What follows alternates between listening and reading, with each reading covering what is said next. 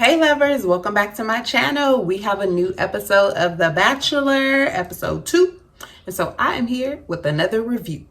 Oh, 2 review, that rhymed. Stick around so I can give y'all my recap and my thoughts on some of these ladies. Hello stranger, it's been a minute since we last kicked it. And by the way, just got in town.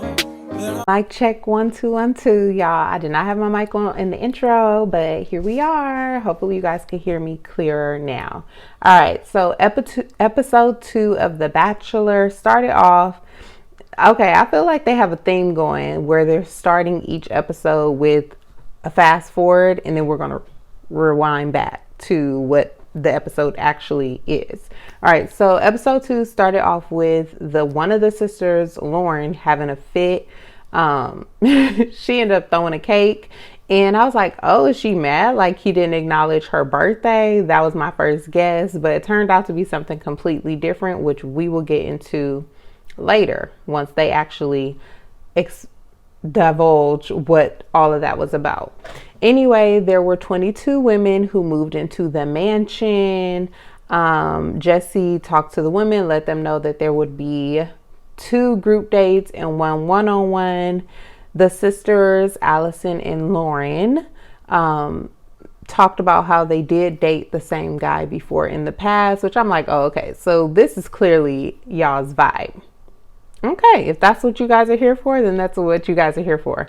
But they did explain that one of them dated the guy, and then later another one dated him and didn't know that the first one dated him. But I'm like, you guys are sisters. Like, I know every guy my sister dated, and I feel like she knows every guy I dated. Maybe not. Okay, so maybe it does make sense. All right, so first was the group date, which was Here Comes the Bride. And I told y'all last week that Evelyn was upset that she didn't get to talk to Joey. She made sure she was first in line. Okay, she said, the first person you finna see today is me. And she made sure she was the first one to hug Joey, which I was here for because she didn't get time with him on night 1. Basically the whole Here Comes the Bride group date was where all the women that were in attendance played different, or not really played, they didn't really play games except for musical chairs to see who sat next to Joey. But they all did wedding or reception themed type stuff. Evelyn dove over the table to try to sit next to Joey for musical chairs, which she didn't end up getting the seat. But that's okay. Joey and Jess, the crowd was clinking their flutes, champagne flutes, and they end up kissing again, which she was the first person who kissed Joey last week, and she kissed him again this week. But we're going to talk about Jess a little later. Rachel, which I like Rachel. She was one of my favorites on the first week, but I forgot her name. She ended up doing a toast. So her thing was to do the toast. And she was like, I didn't know all your exes would be here. So cheers to your past and here's to the future, which I thought that was so cute. She seems to have a really good, down-to-earth, fun personality, which seems to be a good balance for Joey. So I think she's going to be here for at least the top 5 group of women. What else happened? Lauren, the sister, she was the only one that didn't get a chance to talk to Joey throughout the reception. And basically she was in her feelings, understandably so, because her father passed away. And so she was thinking about how when it's time for her to have her real wedding, how her dad won't be there. So I was like, dang, that sucks. Like, for this to be her first date with him and her to not even be able to show, you know, that she's enjoying the time because she's thinking about her dad. I'm sure that was tough for her. So they ended up only choosing one bride because even though they were all in their wedding dresses, Joy was able to choose who the bride would be to share the first dance with him. And that ended up being Rachel, the one who gave the toast. So shout out to her. Later, they did the nightcap, and That's where, all the girls who go on the date, they go spend time with him one-on-one. Maria started talking to him, and then she was like, I need to slip into something more comfortable. Now, mind you, they had already changed their clothes from those wedding gowns. So she was wearing something that she chose and should have been comfortable in. But she decided to slip into something even more comfortable. So this is what she decided to wear, y'all. The women were not really feeling it. They're like, why did you change? Like, what happened to your original outfit? But at the end of the day, they were like, let's just not make it a big deal. Like, everyone is different. And if that's what she feels she needs to do, then go ahead, girl, go be great. But yeah, Jess, she talked to the ladies and was like, I heard you guys were feeling some sort of way about me and Joey kissing, which one girl even did a thumb down. And she said that kind of put her in her feelings a little bit because it reminded her, of some trauma from past relationships or a past relationship. So she went and talked to Joey about it. She told him how she felt like she lost herself in previous relationships and she is now finally becoming herself again. She felt bad that people were basically saying she needs to chill.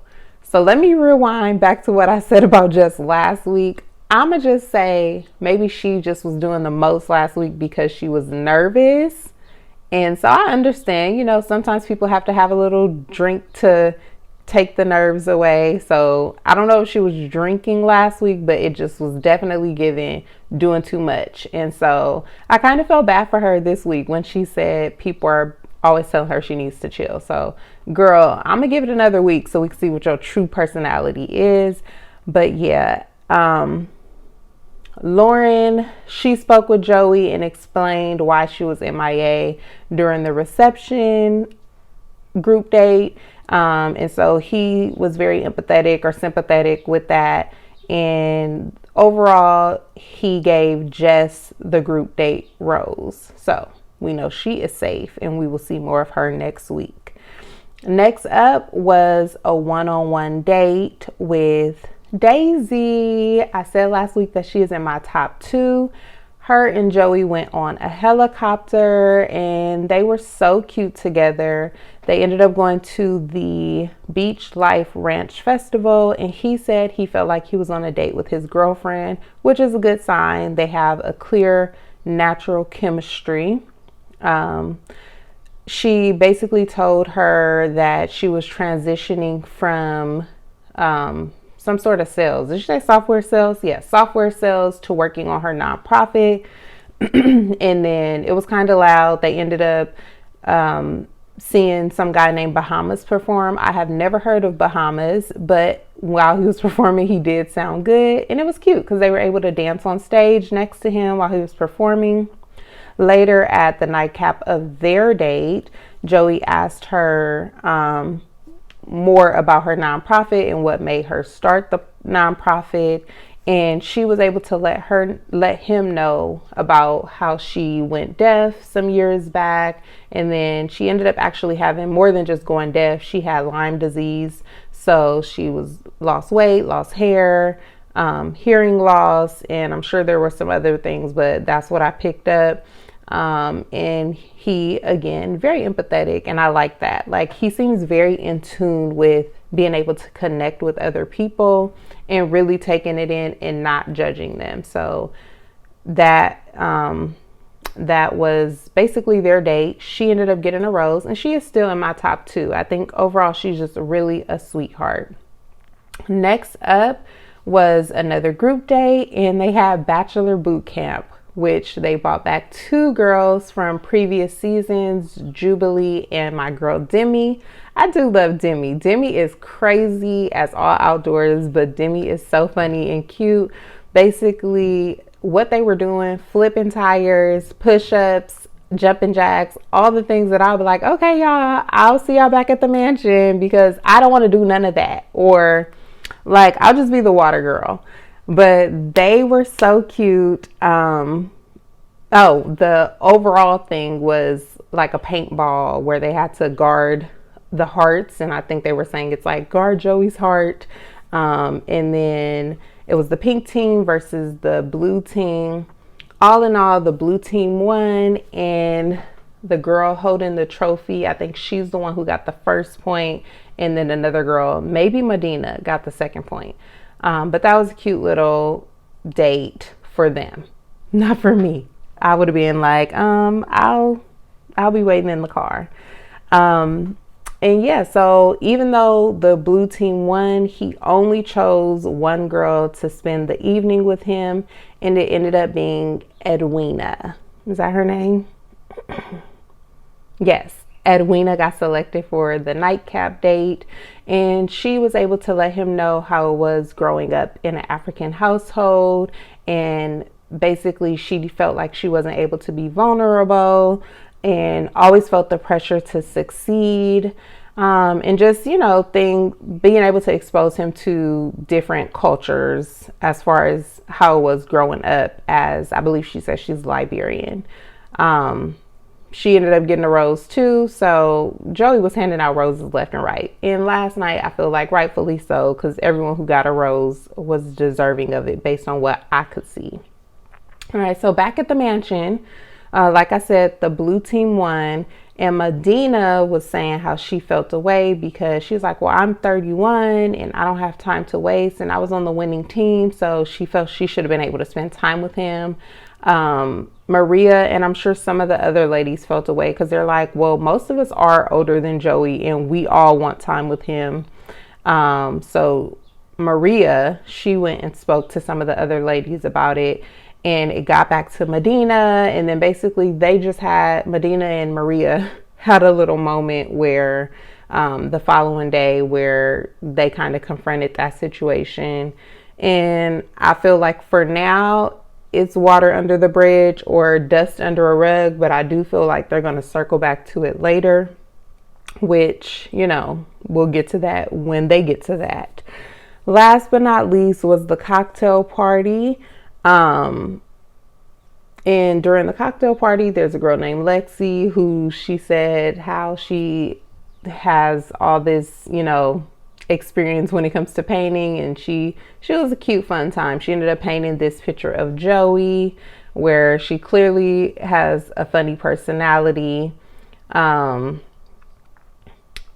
to Maria and Medina though, they made sure to circle back because I feel like there was probably not really enough drama. So some of the girls were saying Maria is annoying, which based on next week's preview, I feel like Maria's going to end up hearing something from some of the ladies based on how they feel about her. I don't really think Maria is annoying. Again, I don't live in the house, so I don't know the full 24 hours or 42 hours. Wait, is 24? What's 24 times 2? 48. 48 hours that they've been dealing with her so far, but to me, she seems fine. She just seems very confident and she goes after what she wants, but they said that she's annoying.